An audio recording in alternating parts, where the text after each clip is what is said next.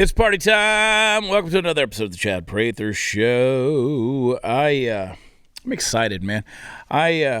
You got to be excited because the world's such a scary place right now. They're trying to kill all of us. You got to find some things to find some joy in. And I just got a cool gift, Chris and Kayla. I got a cool gift from my buddy over in Weatherford, Texas. And listen, you want to get your stuff promoted on the show? Send really cool gifts. This is Ron Miskin. Ron's got the Buffalo Wool Company over in Weatherford, Texas, and he sent a little deal. Here's a little card. It said, Mr. Beck, Mr. Prather, the Blaze TV crew, thank you for speaking the truth. And he sent us some buffalo jerky. That's helping me on the keto. And then he sent some wool socks. Buffalo wool. You got some buffaloes, don't you, Chris? Yeah, you never give me socks. Look at those right there. And I know, the Buffalo Wool Company. Pretty cool. So thanks, Ron, for sending those over. And the buffalowoolco.com. Check them out. Anyway, we're going to be tonight, we're in Lindale, Texas at Brisket Love. And then Friday night, I'm going to be in Seattle. Well, I'm going to be in Everett, north of Seattle, at the historic Everett Theater. So if you know anybody in Washington State, tell them to come to our show. We're unapologetic. I say our, it's just going to be me. I'm not schizophrenic, so all my multiple personalities will be there. But unashamed, unapologetic. We're making fun of everything. Make fun of me, make fun of you, make fun of your dog, whatever. We're making fun of everybody. So come do that. And then in Greensboro, North Carolina, going to be there November 4th and 5th. We got a few shows that are going to be pretty interesting that are happening, but you can go to watchchad.com and get the information there. Places like Greenville, South Carolina, back in Arlington, Texas, Ottumwa, Iowa. That thing's been on sale for a minute, been selling pretty good, and I'm anticipating a sold-out show. So if you're in Iowa, grab your friends and come down and hang out with us. Oh, Chris. I want to go backwards, okay? Because we had an interesting week. I went down to Antiques Week over the weekend, and that's down in Round Top, Texas. I never miss it when they're having their event a couple times a year. Love going down there, hanging out. And I ate something, put me on the toilet. I don't know what it was. Could have been the keto. I don't think so, though. And Sunday was an interesting day. I'll just leave it at that. And interesting day, but I don't have much of a cell signal when I'm down there because it's kind of the middle of nowhere, Texas. But every now and then some news stories would pop off, and I was like, am I really seeing what I'm seeing? For instance, Stacey Abrams, who of course is running for governor in Georgia, who is our, one of the morons we like to pick on. She had a solution for inflation. This is the very last clip you got on the list there. She had a solution for inflation, and this is mind-blowing to me that somebody would say this out loud, but this is what she had to say. Play it. I would assume, maybe incorrectly, but while abortion is an issue, it nowhere reaches the level of interest of voters in terms of the cost of gas, food, bread, milk, things like that. What could you do as governor to alleviate the concerns of Georgia voters about those livability, daily, hourly issues that they're confronted with? But let's be clear. Having children is why you're worried about your price for gas. It's why you're concerned about how much food costs. For women, this is not a reductive issue. You can't divorce being forced to carry an unwanted pregnancy from the economic realities of having a child. Wow. Like that, she's basically pushing abortion so you don't have children.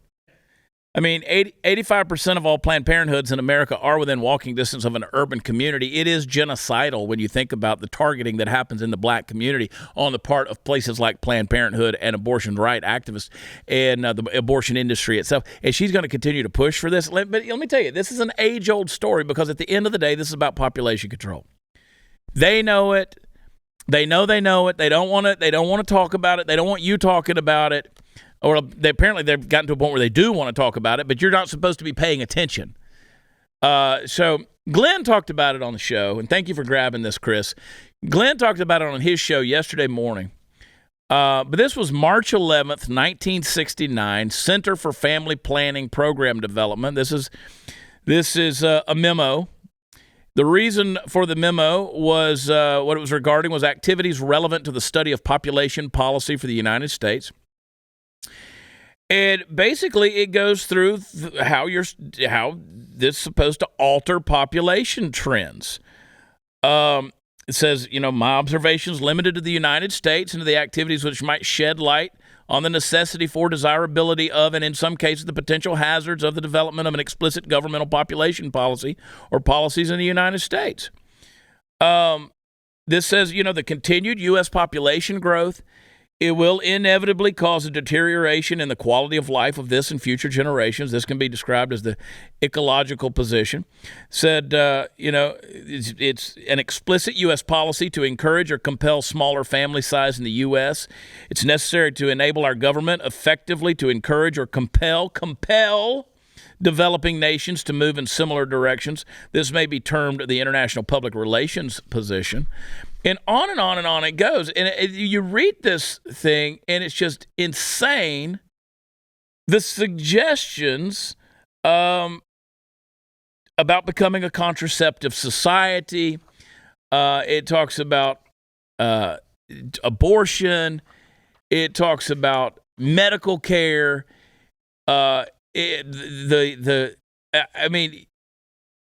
Absolutely insanity. Listen. When you start carrying this to the logical conclusion, you start talking about the propagation of certain sexual lifestyles that do not lend themselves towards progeny, and like the pushing of all of this stuff, economic incentives to fertility,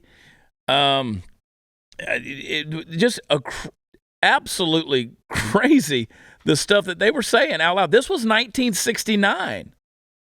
And just coming right out and saying, no, this is direction we want to go. Postpone or avoid marriage. Alter the image of the ideal family size. Have the compulsory education of children. Encourage increased homosexuality. Educate for family limitation. Fertility control in the water supply. Encourage women to work, that is, get out of the house so they don't have a desire to have children.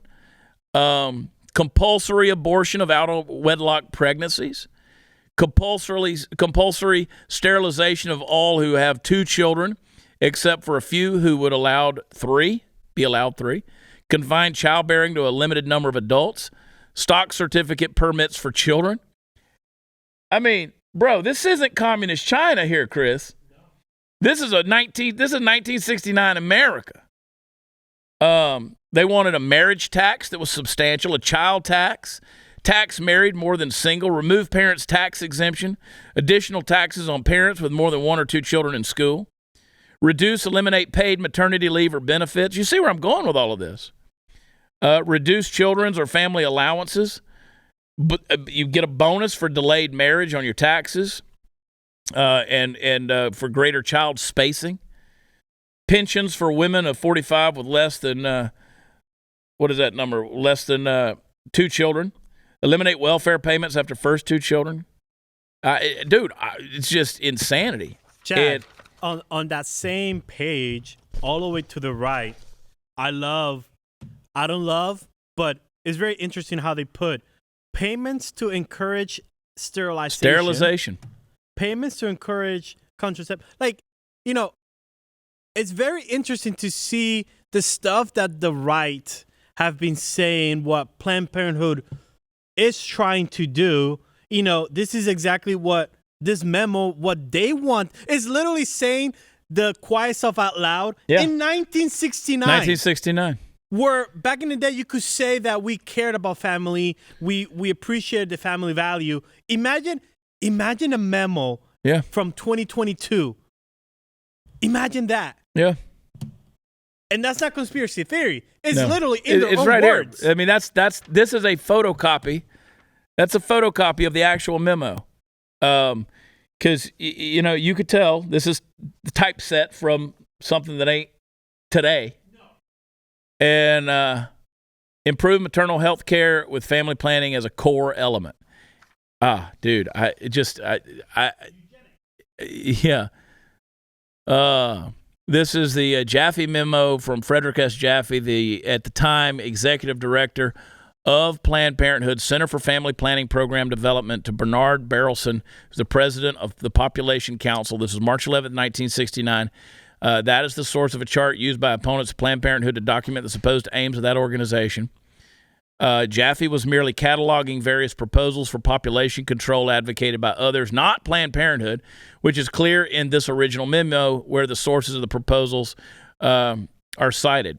These attributions were left out of the table when it was published, A Family Planning Perspective, blah, blah, blah, blah, blah. This was obtained from the Rockefeller Archives Center.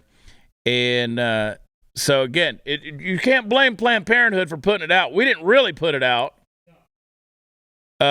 Now that once it got out, then they were like, oh, no, this was just a proposal. This wasn't meant to be taken seriously. But there it is, man. There it is. So when you have, and I can tell you whether you want to take it seriously or not, I could tell you that old Stacey Abrams there running for governor in Georgia that millions of people are about to vote for, guess what? She just said it out of her own mouth. She just said the best way to stop inflation is more abortions. Stop having children. Nancy Pelosi, what are they talking about? You're probably about to see a major red wave that's going to happen here. I hope that's going to happen. If it doesn't, then we're all screwed. But because, again, the agenda is so far out in left field. Nancy Pelosi, she had something to say about this, too. Play that clip real quick. When I hear people talk about inflation, as I heard him there, we have to change that subject. Inflation is a global phenomenon. Yes. The EU, the European Union, the UK, the British have a higher inflation rate than we do here. It's not, the fight is not about inflation. It's about the cost of living. That's right. So it's all about the cost of living. Well, what do you think drives up the cost of living? Well, you shouldn't have a big family. It's a global economy. That's right. But she went on to talk about abortion in that interview as well. And these problem with progressives is they think that the 3% bots that are so crazy and on Twitter are reality, and they've been pandering to them for so long they've lost complete touch with reality at this point, right? And the thing about that is they're about to find out that the average person in America, they do care about their pocketbook. They do care about being able to put fuel in their vehicle. They do they do care about supply chain issues. All of these different things. They care about those things. Not everybody's going out getting an abortion every month. That might be a once in a lifetime thing, right? Or even a never in a lifetime thing. But the fact that they're trying to regulate this like this is something that people are dealing with day in and day out in their lives, whether it's abortion or the climate issue or, global war in Ukraine, all of these things that are happening, they banked on people caring about that when all they want to do is feed their families, get up and go to work, and be able to keep more money in their pocket. But no. Have we figured out where we fit on the Microsoft LGBTQ2 flag yet? Yeah, put the flag back up there. We talked about it just real quick. If you have that real quick, throw it back up there. There's the Microsoft flag. Fit, that color in between the white and the black and the green on the right-hand side? We're behind those colors, right next to the heart and the infinity stone. And Speak for yourself. That's where we stand. That's where me and you stand. Shit. That might be the funniest thing you've ever said. Out past the infinity stone. Oh, my God. There it is. That's what matters to Americans is where do you fit on the damn flag?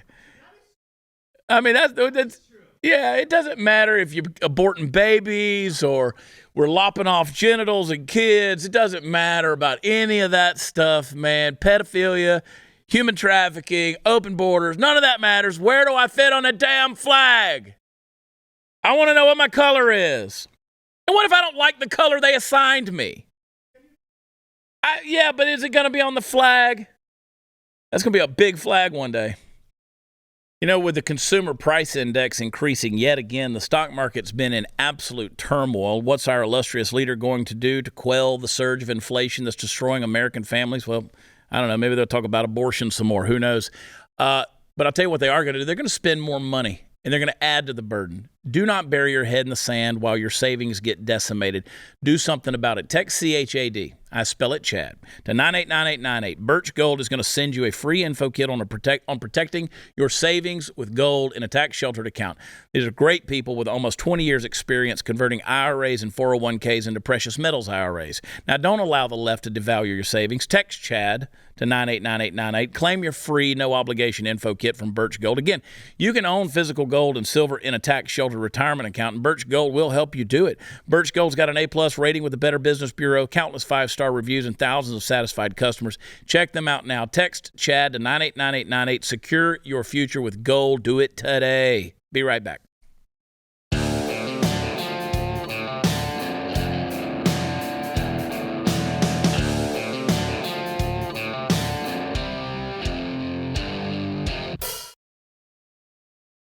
Hey guys, welcome back to the program. As you know, we love to talk about the books we're reading and the books you need to be reading because they make a difference in your life. I am a big fan of the historical books that have been written by Brian Kilmeade, and you guys have heard me talk about these. We've had Brian on the show before, and I'm excited about the way he does certain things. He released the books, and then later on, you know, they'll put out the paperback version and add some more things into them. And of course, he's doing that with his latest book, The President and the Freedom Fighter. Brian Kilmeade, welcome to the show. It's good to see you.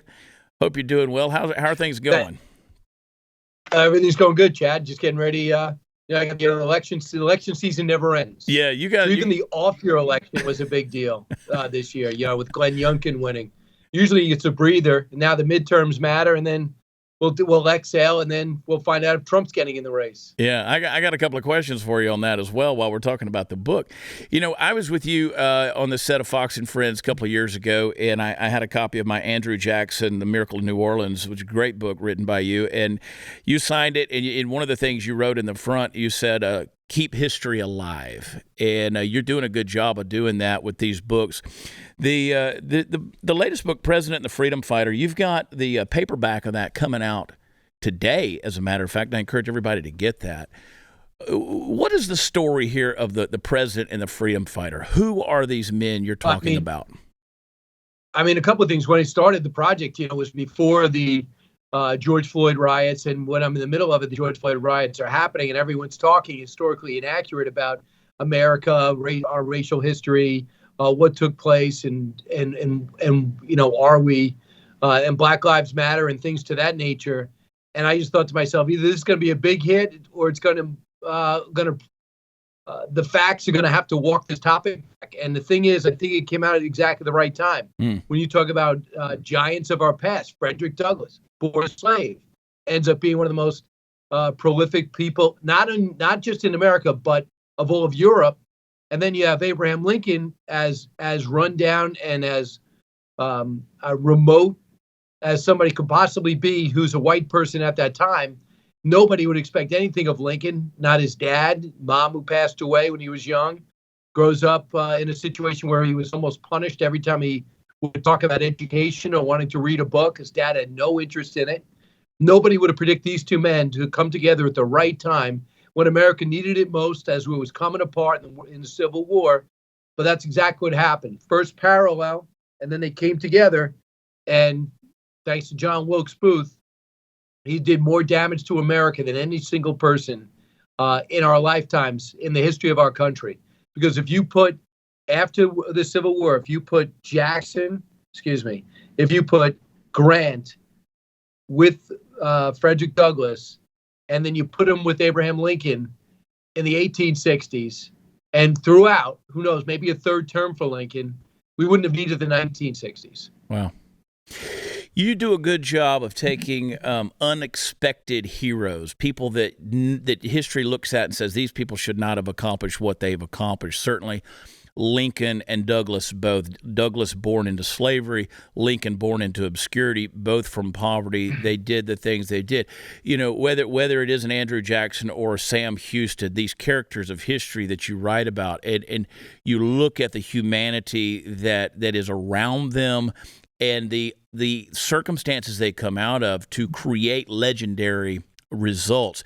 We certainly know that of Lincoln, but a lot of times we forget the history of Frederick Douglass. Here are two men who maybe were not enemies, but didn't get along, didn't see eye to eye, and then ultimately became friends, and it ultimately changed history. Of course, as you mentioned, Lincoln's life cut short. We don't know what could have happened. How does this process? How did it happen then? Why does it matter now? Well, because a couple of things. You've been talking about the supporting characters. So you might pick up Thomas Jefferson, the Tripoli Pirates. Go, I love Jefferson. Mm-hmm. By the time you're done, you're talking about other characters in that book. You're talking about great people in our past, great Marines, and you're talking about unbelievable supporting characters who lived and died, were famous in their time, but not in our time. So with Douglas and with Lincoln, you open up Frederick Douglass. I've heard of him. Book of the year was David Blight. I understand it. Mm-hmm. And then Lincoln, there's no president who's got more books written about him than Lincoln. But you'll also know Gerrit Smith. He's an abolitionist at that time who thought the Constitution just wasn't being lived up to, and it was up to us to straighten it out. And he convinced Douglas that he was right. And then you talk about Lloyd Garrison. He was the first one who saw this freed slave who was a fugitive, who was earning a living in the Northeast of Massachusetts. And one day when they would go to an abolitionist meeting, he was urged to get on stage. And he got on stage and he spoke. And Lloyd Garrison sees the great potential in Frederick Douglass and says, listen, how would you like to be on my speaking tour? And he's like, you kidding me? I'd love to, but I'm not that good. He's like, you're great because you have a real story. We don't talk about slavery. You were a slave. You talk about what it is like to be a slave and what it was like to escape for freedom, and then why you want to make our country live, redo our country, remake our country because it was kind of evil. And he would go on to think that Garrison, as well as he was intended, he thought Garrison had a message that the country didn't have to be torn down and rebuilt. He just had to live up to his expectations. So he ended up splitting off, getting his own newspaper, and then going with Gerrit Smith. Ended up being a financier and a big supporter of his, who was able to sit down and debate with him that the Constitution was great and you should fight for it and be an American and don't look to take advantage of your freedom anywhere else. And that's what he ended up doing, is becoming an abolitionist and evangelist for that cause. In 2020's America, I think we are rivaling ideologically what 1860s America was facing prior to the Civil War and even through that period of time. Is there a way for us to take these lessons of history and find some common ground again, Brian, or have we gone too far? Where are we at? Well, I mean, I am not thrilled with the questioning of the elections the way we're doing it. I wasn't thrilled in 2000 when people said that George Bush was illegitimate. I wasn't thrilled in 2004 when they were going to verify and the electoral process and the electorals reported to Capitol Hill, and they were supposed to just gavel in. Al Gore was supposed to gavel in. Dick Cheney was supposed to gavel in the re-election, and out comes a guy named James Clyburn. And he comes out and says, I really think John Kerry won Ohio, and he should be president. And if they were able to flip Ohio, he would have been president. And I wasn't thrilled in 2016 when they kept saying that Donald Trump was illegitimate, and they challenged his election. And they said that, Joe Biden, of all people, had to quiet down his own party, who would not let him get through and just officially coronate Donald Trump as president of the United States. And Hillary Clinton, they called him illegitimate. And I wasn't thrilled in 2020 when the president had all his legal challenges thwarted. Whatever happened. His legal team wasn't up to snuff before. They were. And there was stuff, regardless. Our election process is to go forward. You don't like the result, go back for revenge. Maybe I'll do that. So that is where the rubber hits the road, questioning our elections and going beyond the electoral process.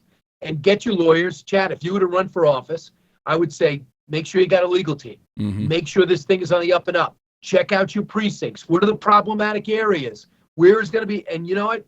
Trump and Biden have all the money in the world. People give them $1 and give them $1 million, just so they'll be ready for any type of an. So that stuff has to stop. But the other stuff, I have no problem with, because we know the pronouns is ridiculous. That to run on a transgender platform is asinine. To rip down our statues and our history is folly. But if you want to debate Obamacare, those are the good old days. You want to debate privatizing Social Security? Okay. You want to talk about how much money should go on defense? That is an age-old debate. But we got to get rid of the America's not that great. We're based on stolen. We're founded on stolen land, and we don't belong here as a country when we are the greatest country on earth. And we weren't based on slavery. Slavery was a part of our past, like it was a part of every single civilization. The Indians had slaves. Africans had slaves. Brazil had more slaves than anybody else. England had slaves. We were like everybody else. But our founding fathers were giants of their time, and they were just in their 30s. When we could start agreeing on our foundation, the elections, the greatness of our start, the imperfections of our past, how we should be proud of how we are a self-correcting country, all this other stuff will fall into place. And I just think you need the right leader to do it. That, Chad, if you and I disagree, I don't hate you. I'll debate you. And if I'm secure, I will welcome and listen to your argument. And we'll go back to that when we get the right leader. There's a lot of them in Congress. I mean, people call them rhinos. People get mad on both sides. But I go back to that old thing that if you can get 90% or 80% of what you want and compromise on 20, I think you won. I like it. Our country is never going to be 100%. And Chad, the other thing is this. If Republicans are, for example, the minority party now, and if they are to get 60 votes in the Senate and keep the House and get the presidency, how they act in that moment will define the next 50 years. Because do you just jam through everything you want? Or do you turn around and say, there's going to be a time when I'm going to be in the minority? And what do you want? And how can we get together on a few of these things? And that would be just like the polarization gradually grew. I think the compromise will gradually grow. I have no problem with compromise. And I think that'll solve a lot of these other problems. Brian Kilmeade, as you know, he is the co-host of Fox and Friends. He is the host of the Brian Kilmeade Show, and he is truly keeping history alive. Stay tuned for everything he has to say, but pick up the paperback book, The President and the Freedom Fighter. Brian Kilmeade, always a pleasure, my friend. Take care, brother. Go get him, Chad. Thanks for having me on. Thanks, man. Hey, folks, if you go to the section of your local clothing store where the he-hims shop, you might notice that the price of boxers has gone through the roof. And just to make matters worse, the material's cheap, and these brands are run by a bunch of social justice warriors. Thankfully, I discovered UnderTac, the only brand that has literally been battle-tested by special forces. They're the greatest boxers ever made because they cover all the bases. High-quality material that's antibacterial, anti-piling, anti-moisture wicking. It's not anti-moisture wicking. It is pro-moisture wicking, so you stay fresh and dry all day long. They come with a sturdy yet comfortable extra-wide waistband, and the fly doesn't pinch your business. UnderTac is durable, ultralight, fade-resistant, and shrink-resistant. Here's the best part. They're almost 30% less than the competition. Get UnderTac.com. That's GetUnderTac.com. Get 20% off site-wide with offer code CHAD20. Satisfaction guaranteed or your money back. And if this isn't enough, UnderTac donates a portion of its profits to veteran-run organizations that are actively fighting human trafficking. Get UnderTac.com. That's GetUnderTac.com. Use offer code CHAD20, and we'll be right back.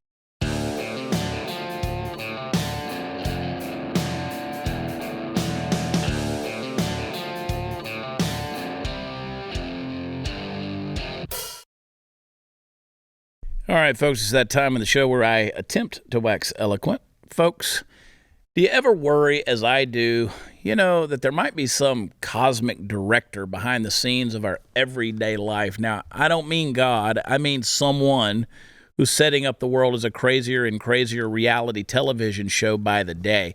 A Mad Hatter type with keys to the production of our existence, putting us increasingly obnoxious and yet hilarious situations for the viewing pleasure of the denizens of some distant planet catching our satellite signals. I don't know. Maybe we're, in that pod. Right now, our entire American way of life is betwixt the fingers and at the tender mercies of a man who is so barely alive he thinks watching TikTok means keeping an eye on the death clock, and that's tragically funny enough, but he also apparently watches the real thing because he claims to watch Days of Girlhood. Okay. Now, if you're not familiar with this particular TikTok gem, Days of Girlhood is an online diary chronicling the comings and goings of the besausaged female aspirant Dylan Mulvaney, emphasis on the veiny, if you catch my drift. I'm saying she's got a dick. Now, our illustrious mentally ill presidente apparently not only watches Dylan's TikTok show between reruns of Matlock and trips to the bathroom to drop a Metamucil-fueled dump, but he, in fact, invited this dudette with a dong to the White House, whereupon he gave him an interview and a cookie. Now, watch this. Chris, can you show the video, please? It's day 222 of being a girl. I'm in Washington, D.C., and I'm going to the White House to speak to the President of the United States. And y'all are obviously wondering what I'm gonna wear to meet the President. Here you go. It's the trans flag colors. The President of the United States gave me a cookie. He gave me a cookie in the Oval Office. Now here's the question. Do I eat it or do I save it? It has a seal. The fact that our president has watched Days of Girlhood, it's kind of epic. Now, okay.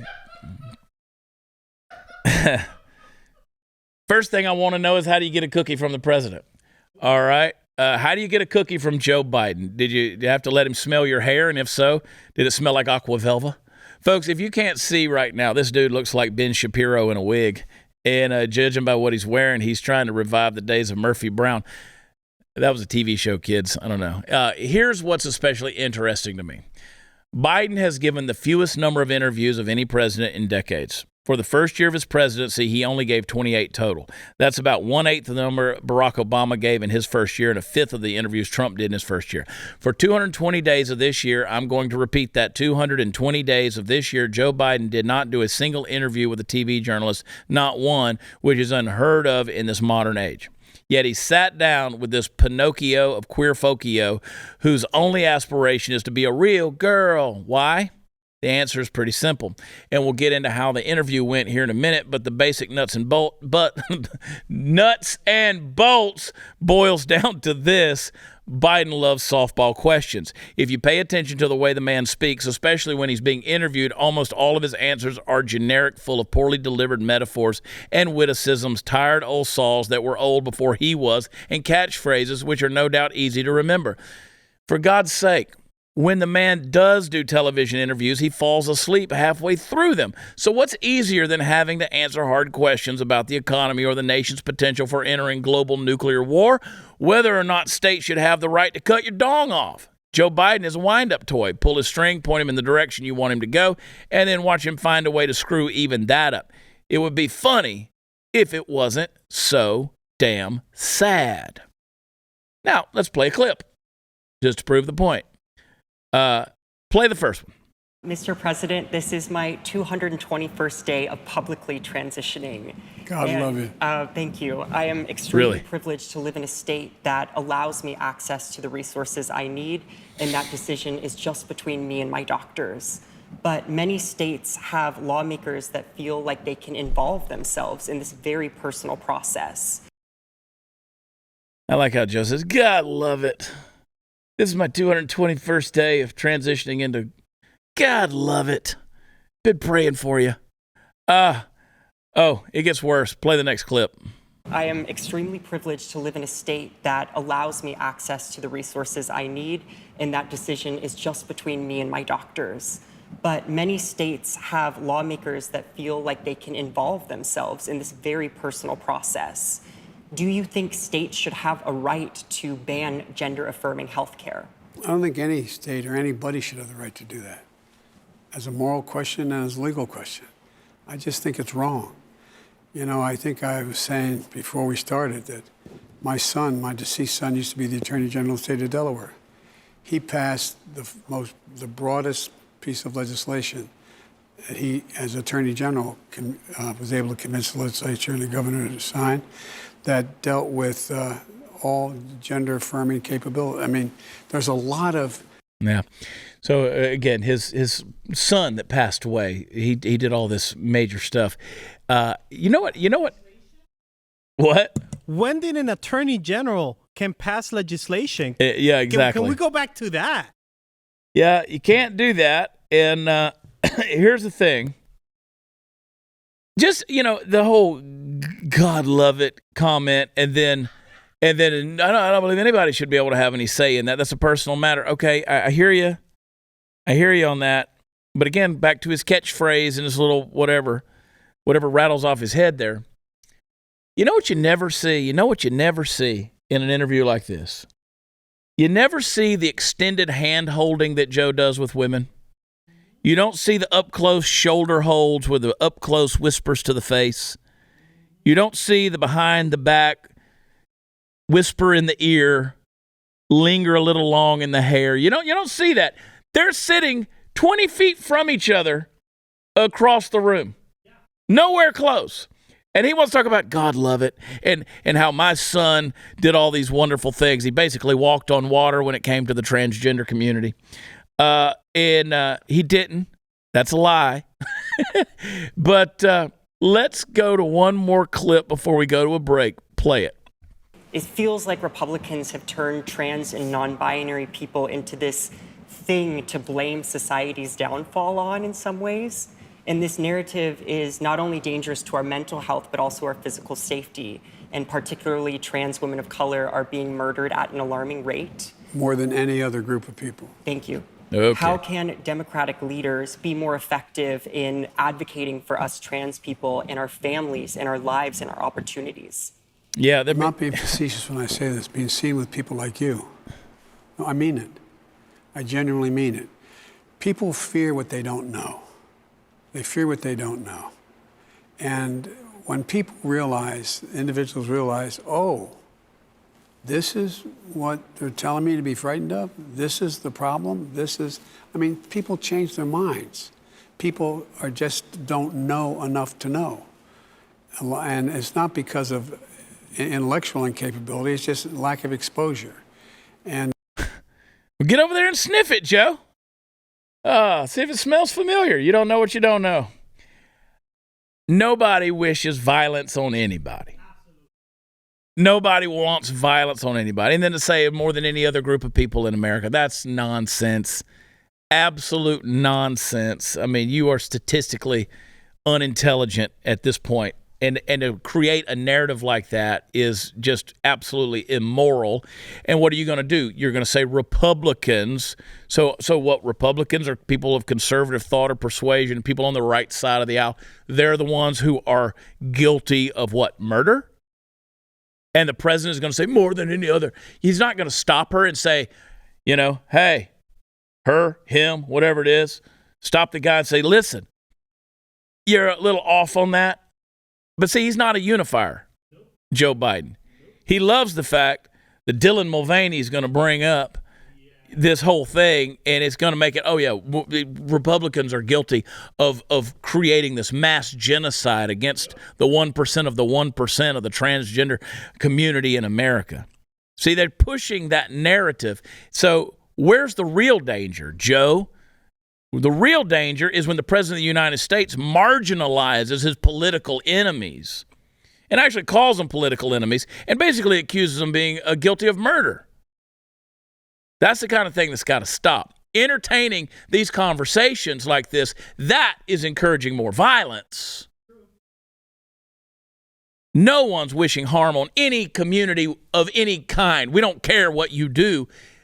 And again, if you watch the other videos of Dylan Mulvaney, who's getting very famous and I assume wealthy off of his, TikTok videos he's putting out there, he's running around the city like Mary Tyler Moore and making these little dramatic videos, seemingly unafraid to be out in public, seemingly unafraid of the violence that is happening. Now, I personally wouldn't go out and make a Mary Tyler Moore spoof video in South Chicago. Right? You know why? Because there is some actual oppression going on. There's some real violence happening over there. Yeah, that's MAGA country. I don't want to have a Subway sandwich crammed up my ass and a noose wrapped around my neck at 3 in the morning. I don't want it. Kayla, I don't want it. Not at 3 in the morning, anyway. Yeah, never. Hey, folks, the unthinkable happens any day now. Are you prepared? Are you ready for the unthinkable? Do you have a good stockpile of emergency food? If not, now's the time to stock up before it's too late. Preparewithchad.com. I'll save you $250 on a 3-month emergency food kit. You need 1 kit per member of family. My Patriot Supply has them for you. This kit's going to give you breakfast, lunch, dinner, drinks, snacks. It's going to give you 2,000 calories a day. It's going to stay fresh when you store it properly for up to 25 years. And you may need it sooner than that, folks. I'm telling you. And no matter when you need it, it's going to be ready to eat. So don't waste any time ordering yours, especially at the great price they're giving you right now. It's the lowest in 3 years. My Patriot Supply is the nation's largest preparedness company. They want to help American families be prepared for what's coming. So go to preparewithchad.com. Just go to the site. They'll take the $250 off per kit. Your order is going to ship fast and free. It's going to arrive discreetly in unmarked boxes for your privacy. Preparewithchad.com. Preparewithchad.com. We'll be right back.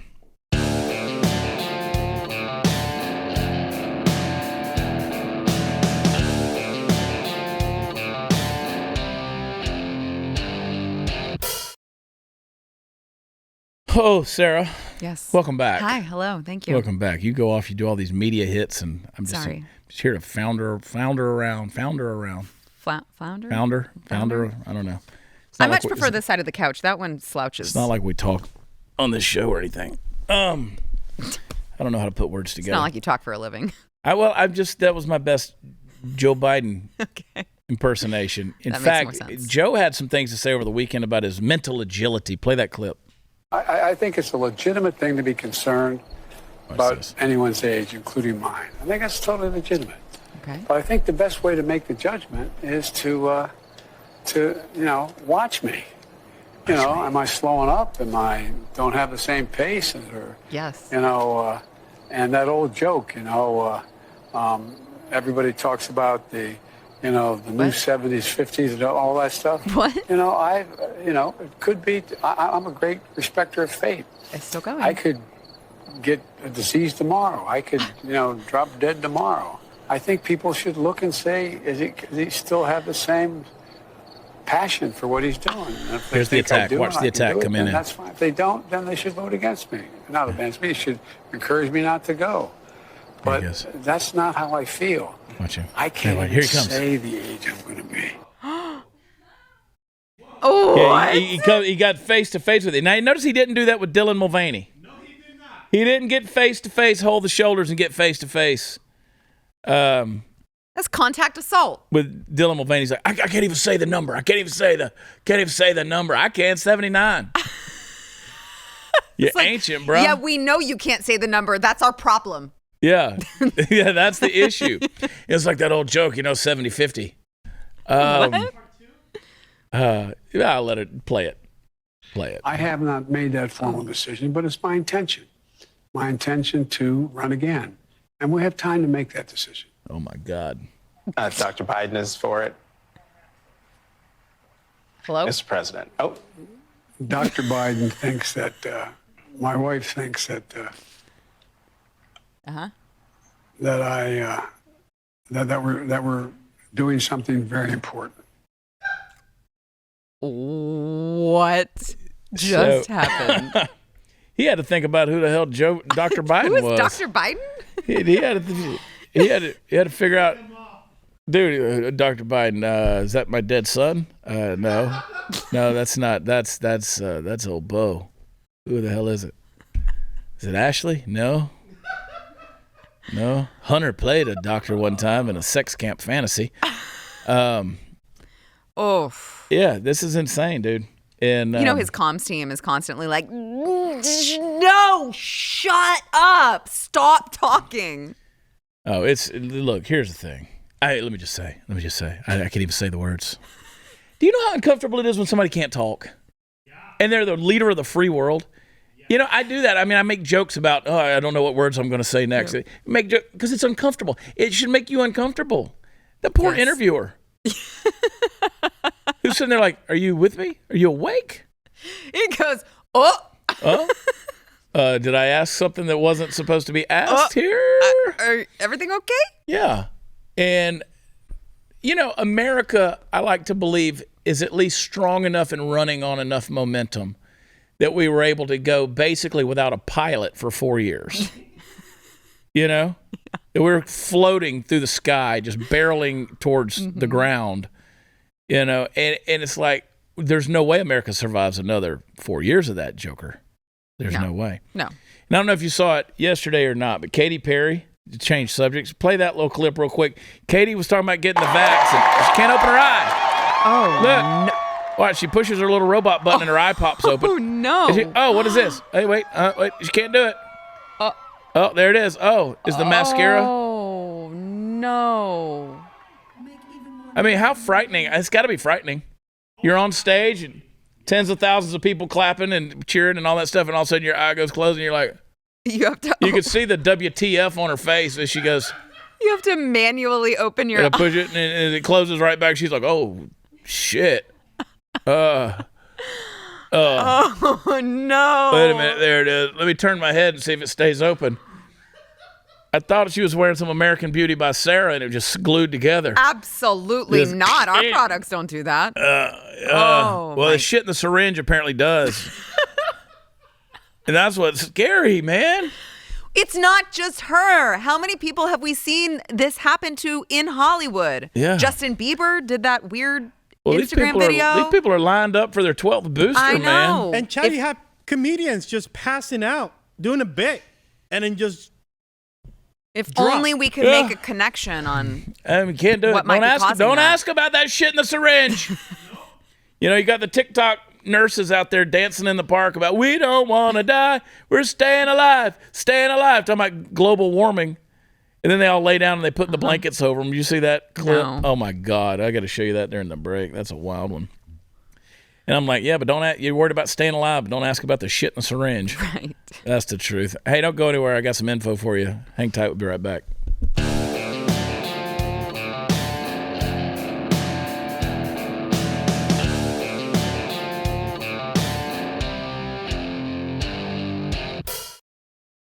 Oh, look at that. You caught me on my phone. Oh, you caught me on my phone, eh? Oh, my goodness. If only they would count us in so you knew it was coming. I knew it was coming. I like to act disinterested.